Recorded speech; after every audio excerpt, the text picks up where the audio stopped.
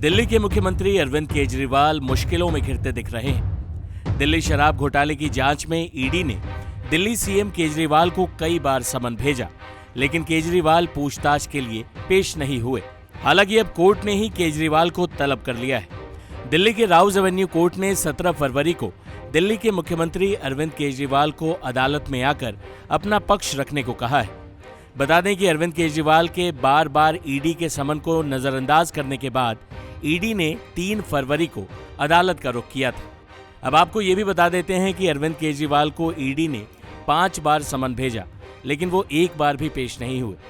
पहला समन 2 नवंबर को भेजा गया था, दूसरा समन 22 दिसंबर को, तीसरा समन 3 जनवरी को, चौथा समन 18 जनवरी को और 5वां समन 2 फरवरी को भेजा गया था। इसके बाद ईडी ने कोर्ट का रुख कर लिया। एक तरफ अरविंद केजरीवाल ईडी के सामने पेश नहीं हो रहे हैं, वहीं उनकी मंत्री आतिशी मारलेना ने ईडी पर जमकर हमला बोला। देखिए, नजरिया स्पष्ट है।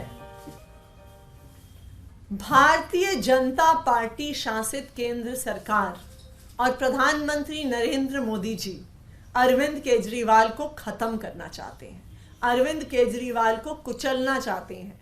और अब उन्होंने कल की छापों के बाद तो हर नकाब भी उतार दिया है।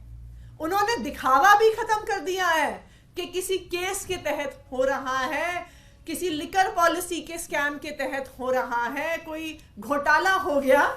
अब तो बिना किसी केस के छापे मारे जा रहे हैं, बिना किसी ECIR के छापे मारे जा रहे हैं, बिना किसी सर्च के 16 घंटे छापे पड़ रहे हैं, जिसमें 16 घंटे बाद मात्र 2 ईमेल्स को डाउनलोड किया जाता है और 3 फोन लेके वो चले जाते हैं। क्या ये है देश की प्रीमियर इन्वेस्टिगेटिंग एजेंसी?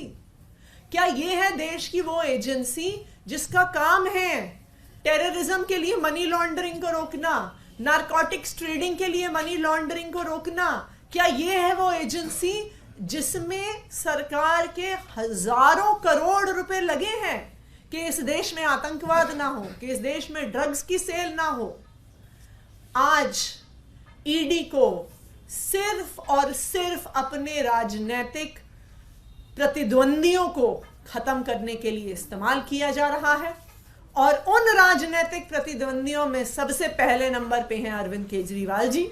इसलिए उनको, उनके पार्टी के सारे उनके करीबियों को और आम आदमी पार्टी के सारे नेताओं पर एक के बाद एक कोई केस, कोई समन, कोई धमकी बार बार दी जा रही है। बता दें कि कुछ दिनों पहले एक चुनावी सभा में अरविंद केजरीवाल ने अपनी गिरफ्तारी की आशंका जताई थी।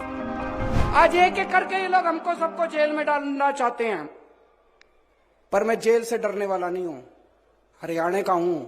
इनको कहना चाहता हूं, हरियाणा वाले को डराने की कोशिश मत करना। हरियाणा का बेटा हूं, हरियाणा का खून है मेरे अंदर, जेल से डरने वाला नहीं हूं। इनको कहना चाहता हूं, हरियाणा वालों को डराने की कोशिश मत करना। आज मैं इनको कहना चाहता हूं, ये केजरीवाल को खत्म करना चाहते हैं। मैं ऐलान कर रहा हूं,